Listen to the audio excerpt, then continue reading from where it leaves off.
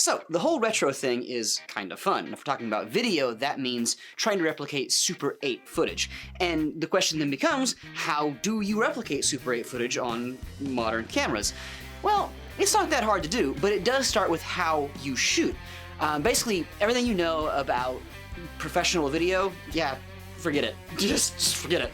Ditch the stabilizer, no tripods, no gimbals, none of that business. We're gonna handhold this and we're gonna make it shaky because that's what you would have done holding a Super 8 camera. They had handles, they didn't even have like tripods, you just kind of pointed it, right?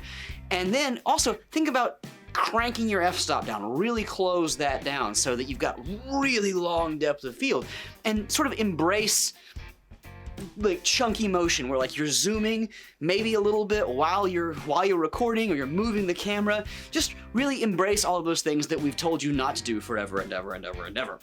It's gonna be uncomfortable, but if you want it to be authentic, that's what you gotta do. All right, once you've got some stuff recorded, we'll jump into Premiere, okay? Okay.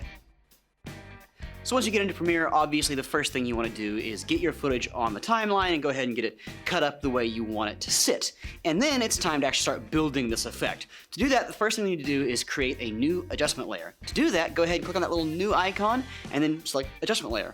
Once you've got that built, go ahead and drag that layer out over the top of your footage. And now we're gonna play with color a little bit.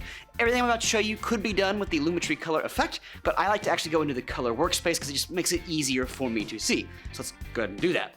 Once we're in the color workspace, the first thing we're gonna do is, with the adjustment layer selected, go ahead and go into basic correction, and we're gonna take the contrast of this footage down just a little bit. Those old cameras didn't have the same contrast that new cameras do.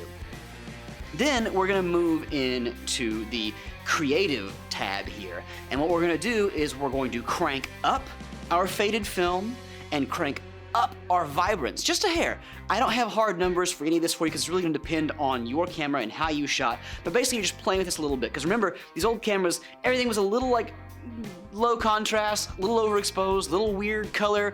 None of it was perfect, right? And that's what we're trying to emulate here. Once you got that done, go ahead and go back into the editing workspace, and we're gonna look for the noise effect. Once you find that, go ahead and drag it out over on top of your adjustment layer, and we're gonna set that noise level to about 13 or 15%.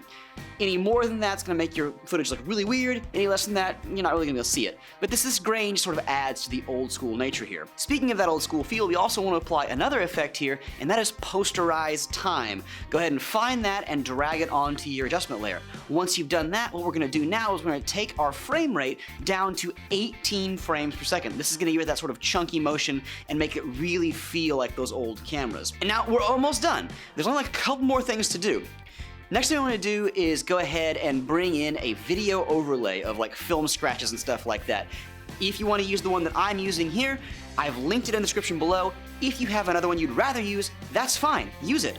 But I am providing you one that you can use. So go ahead and drag your overlay out on top of your footage, and we're gonna change the blend mode from normal to soft light. And we're gonna take that down to about 75% opacity. You'll have to play with this a little bit. Once you've got that where you want it, go ahead and just copy and paste it so that it goes over all of your footage, and that's basically it, but there is one more thing we want to do. Remember, these old cameras didn't record in HD, they recorded in 4:3. So what we're going to do is we're going to add another adjustment layer. Yes, you could do this with the first one, but I do it this way, it's just easier for me to track. Add another adjustment layer on top of all of your footage, and then we're going to apply the crop effect to that adjustment layer. Once you've done that, what you're going to do is you're going to take in both your left and your right. You take it in by about 13%. And that is how you get the vintage Super 8 look. If it was me, I would go ahead and select all of this and then, nest it so that it's just one clip that I've got playing around. And if we render this, we can play it back and see what we've got. Now these shots look fun. I didn't really use anything real here. This is just me going out and playing around, so you can imagine if you were out shooting intentionally what kind of cool stuff you could get. And that, like I said, is fake Super 8 in Premiere Pro. Keep shooting, friends.